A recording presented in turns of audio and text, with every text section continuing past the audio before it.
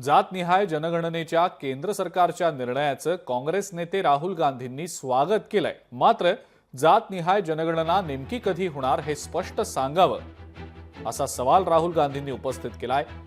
जातनिहाय जनगणना ही आमची मागणी होती। जातनिहाय जनगणनेनंतर विकास होईल असं राहुल गांधी म्हणाले। तर आरक्षणाची 50% मर्यादा हटवण्याची मागणी देखील त्यांनी केलेली आहे। पता नहीं क्या हुआ, सडनली 11 साल बाद नरेंद्र मोदी जी कहते थे कि सिर्फ 4 जाते हैं, सडनली कास्ट सेंसस का अनाउंसमेंट किया। हम इसको सपोर्ट करते हैं, पूरी तरह सपोर्ट करते हैं, मगर हम टाइमलाइन चाहते हैं। हम जानना चाहते हैं ये कब तक होगा,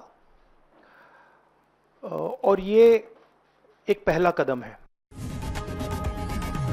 लोकशाही मराठी ऐका, पहा, जागरूक रहा।